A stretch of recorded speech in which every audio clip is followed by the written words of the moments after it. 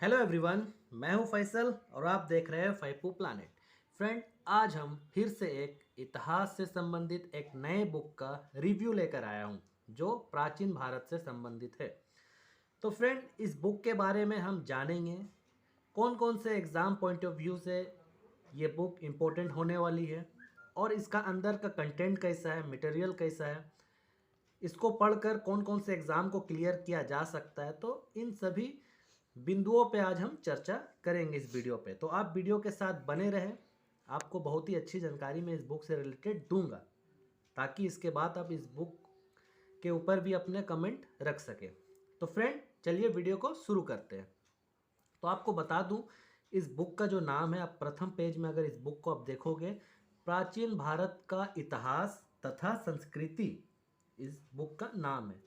इनके जो लेखक है उनका नाम है केसी श्रीवास्तव। ठीक है, चलिए अंदर खोल के भी मैं आपको दिखाता हूँ। तो इस पेज को जैसे मैं पलटता हूँ तो इस बुक में मुझे इस बुक का जो टाइटल है वो मुझे दिख जाता है, प्राचीन भारत का इतिहास तथा संस्कृति। और इनका जो लेखक जो है, जिनका नाम इधर देखिए शॉर्ट फॉर्म में दिया गया था, केसी श्रीवास्तव। इनका पूरा नाम यहाँ दिया गया है कृष्णचंद्र श्रीवास्तव। ठीक है, इनकी जो खासियत है, जो करियर से रिलेटेड जो खासियत है वो यहाँ दिया गया। ये रीडर है, प्राचीन इतिहास, संस्कृति एवं पुरातत्व विभाग, चौधरी महादेव प्रसाद डिग्री कॉलेज, इलाहाबाद विश्वविद्यालय। ठीक है, यहाँ पर मतलब ये इनसे रिलेटेड ये है लेखक। ठीक है, तो अच्छे उच्च पद से रिलेटेड है केसी श्रीवास्तव जी।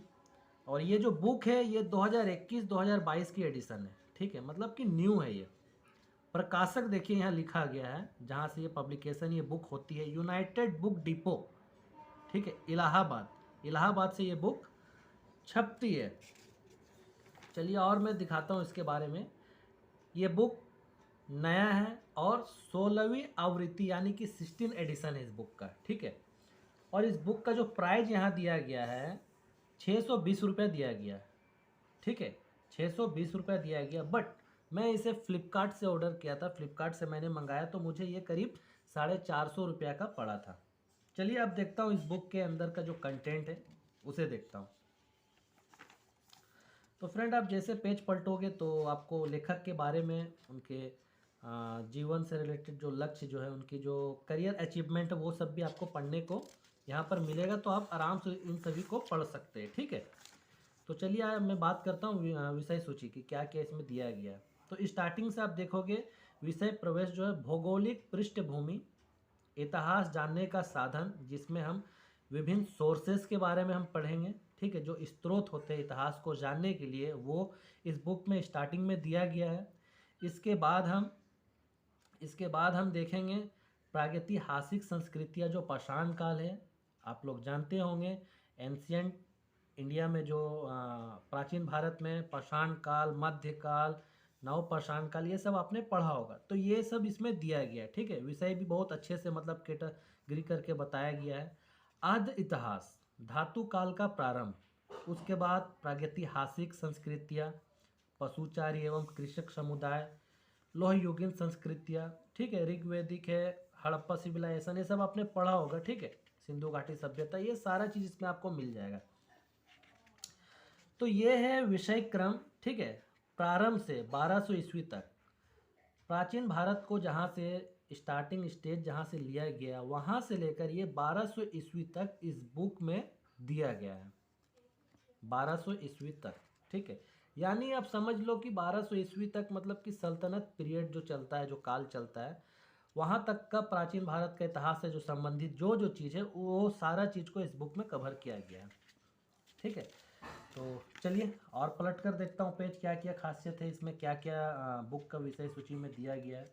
ठीक है, देखिए उत्तर वैदिक काल है, सूत्र काल है, महाकाव्य काल है, मगध साम्राज्य का उत्कर्ष दिया गया है। ठीक है, फिर सामाजिक संस्थाएं तथा सामाजिक नैतिक विचारधारा। मतलब फ्रेंड, विषय सूची तो बहुत ही अच्छा दिया गया है। ठीक है, विषय सूची पे बात करूं तो बहुत अच्छा से दिया गया, आपको खोजने में भी विषय सूची बहुत ही इजी होगा इसमें। तो ये है इसमें जो इम्पोर्टेंट दिया हुआ ये है। ठीक है, तो 57 अध्याय है इसमें, ठीक है। जो चैप्टर है 57 है, आप देख सकते हो 57 अध्याय है, ठीक है। जो 9 से 992 पेज तक ये आता है, कवर करता है, ठीक है। इसके बाद आपको परिशिष्ट मिलेगी, ठीक है। प्राचीन भारतीय इतिहास की प्रमुख तिथियां तथा संवत, ठीक है।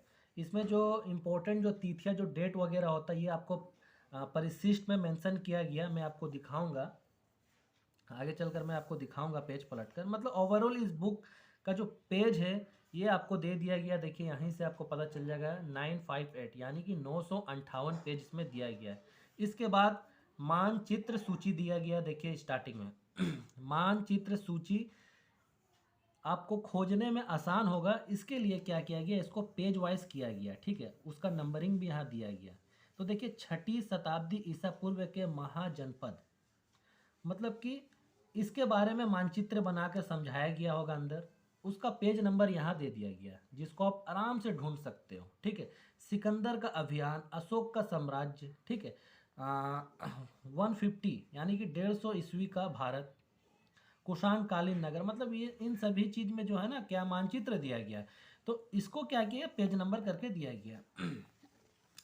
अब देखिए आपको मैं बता दूं इस बुक की खासियत क्या है। जो लेखक है वो तो इस बुक को मतलब कि ओवरऑल कंप्लीट किए है, लेकिन इस बुक में क्या किया गया है कि बहुत सारे और भी विभिन्न तरह प्रकार की जो बुक है, अलग अलग लेखकों की जो बुक है, उससे भी कंटेंट लेकर इस बुक में जोड़ा गया है। और वो रेफरेंस जो होता है ना, वो जो रेफरेंस होता है कौन से बुक से लिया गया है, तो ये सब आपको मेंशन किया गया। जैसे आपको मैं एक जगह दिखा दूं, यहाँ पर एक बुक है, ठीक है। उस बुक का नाम है विंटरनित्स हिस्ट्री ऑफ इंडियन लिटरेचर, भागवन पृष्ठ 503, ठीक है। मतलब कि कौन कौन से लेखकों का क्या क्या विचार है, उन विचारों को भी यहाँ पर रखा गया है। कौन से टॉपिक पे लेखकों का क्या विचार है, उनका बुक का रेफरेंस के साथ दिया गया है। और मैं आपको बता दूं फ्रेंड, अगर आप प्राचीन भारत पे कॉन्सेप्ट प्लस फैक्ट, फिर से बोल रहा हूँ, कॉन्सेप्ट प्लस फैक्ट वाली अगर आप कोई बुक ढूंढ रहे हो, आप इस बुक के साथ जा सकते हो। मैंने इस बुक को पढ़ा है, बहुत ही शानदार बुक है, गजब की बुक है। भाषा भी बहुत कठिन नहीं है, जटिल नहीं है, आराम से आप इसको पढ़कर समझ सकते हो। कॉन्सेप्ट तो आपका क्लियर होगा, ठीक है। क्योंकि होता क्या है ना, आजकल की जितनी बुक आती है फैक्चुअल ज़्यादा आपको मिलता है, ठीक है। बट इस बुक में आपको दोनों चीज़ कवर आपका हो जाएगा, कॉन्सेप्ट भी क्लियर होगा प्लस आपका फैक्ट भी क्लियर होगा इस बुक में। तो ऐसा बुक मिलना बहुत ही मार्केट में मतलब कम मुझे दिखाई देता है। तो ये बुक मुझे प्राचीन भारत पे बहुत ही अच्छी लगी है, ठीक है। बाकी आप इस बुक को जब लोगे, आप पढ़ोगे, तो आपको समझ आया कि इस बुक में कॉन्सेप्ट और फैक्ट को कितने अच्छा से मतलब दिया गया है, ठीक है। अब बात आती है कि सर कौन कौन से एग्ज़ाम के पॉइंट ऑफ व्यू से इसे पढ़ना चाहिए। देखिए अगर आप इतिहास सब्जेक्ट से अगर आप यूजीसी नेट एग्ज़ाम अगर दे रहे हो या देने का सोच रहे हो, तो प्राचीन भारत का जो पार्ट है, अगर इस पे आप कंफ्यूज हो रहे हो कि कौन सा किताब लेना चाहिए, मार्केट में देखिए बहुत सारा बुक है, आपको लाइब्रेरी नहीं बनाना, आपको तो एग्ज़ाम पास करना है, तो आप इस बुक के साथ जा सकते हो, ठीक है। और रही बात यूपीएससी, तो यूपीएससी वाले के लिए भी ये बुक बहुत शानदार है। और जो टीजीटी हो गया, पीजीटी, इन सभी का जो एग्ज़ाम देते हैं उन सब के लिए तो ये बुक अच्छी ही है। बट ये बुक थोड़ा और हाई लेवल का बुक हो गया है, ठीक है। ये बुक स्पेशली आपको यूजीसी नेट जेआरएफ के लिए बहुत अच्छा बुक है, बहुत शानदार बुक है। क्योंकि देखिए आजकल हो क्या रहा है, एग्ज़ाम में एग्ज़ाम का जो लेवल है, जो एग्ज़ाम का जो पैटर्न है, बहुत ही विभिन्न विभिन्न प्रकार से आजकल कैटेगरी उसको कर दिया गया है, ठीक है। तो इस एग्ज़ाम में क्या होता है कि आपको डायरेक्ट फैक्चुअल बेस क्वेश्चन तो पूछा जाता है, बट उसके साथ क्या होता है ना, उसको घुमा फिरा कर कॉन्सेप्चुअल बेस भी क्वेश्चन आजकल पूछा जा रहा है। तो उस हिसाब से इस बुक को आपको लेना चाहिए, प्राचीन भारत का इतिहास, इससे बहुत अच्छा कवर हो जाएगा, ठीक है। क्योंकि आजकल जैसे ऑब्जेक्टिव टाइप जिस टाइप का क्वेश्चन आ रहा है, तो वो एग्ज़ाम के लिए तो बहुत शानदार है। चलिए मैं आपको दिखा दूँ इस बुक में कुछ मानचित्र वगैरह किस टाइप से दिया गया है। तो जस्ट ए मिनट, हाँ देखिए मानचित्र नंबर 2, देखिए महापद्मानंद का साम्राज्य। देखिए कितना क्लीन दिया गया है, मतलब आपको इस मैप में आपको क्लियर दिख रहा है एकदम, आप परफेक्ट एक पेज को पूरा लिया गया है। ठीक है, बहुत सारे बुक में क्या होता है ना कि कंटेंट दिया गया, उसके साइड में छोटा सा बॉक्स बनाकर आपको दिया जाता है मैप, बट इस बुक में क्या आपको कंप्लीट देखिए पूरा पेज लिया गया है। इससे क्या होगा कि आपको समझने में आपको आसानी होगा। अब प्लस देखिए जो शब्द लिखा गया है वो आपको क्लियर दिख रहा है। ठीक है, इससे क्या होगा, आपका आइडिया और बिल्डअप होगा उस टॉपिक के ऊपर में।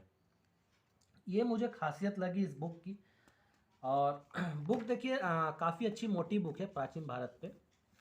पेज तो मैं आपको वैसे ही बता दिया हूँ, 958 पेज है इसमें।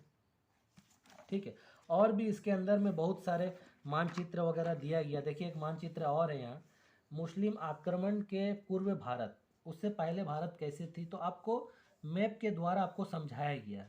एक एक चीज़ आपको दिखाई दे रहा है, एक एक शब्द आपको दिखाई दे रहा है। मतलब प्रिंटिंग भी बहुत अच्छा है इस बुक का, और पढ़ने में भी आपको एक रिदम बनाकर रखेगा, मतलब आप बोर नहीं होगे, प्लस आपको फैक्ट मिलते रहेगा और मज़ा आएगा आपको पढ़ने में। ठीक है और देखिए एक एक शब्द आपको अच्छा से यहाँ दिखाई दे रहा है। ठीक है, देखिए अरब सागर, बहुत से बुक में होता है क्या है ना, प्रिंट का प्रॉब्लम रहता है, मतलब साफ क्लियर दिखाई नहीं देता, तो इस बुक के साथ मुझे वो तो दिखाई नहीं दिया गया।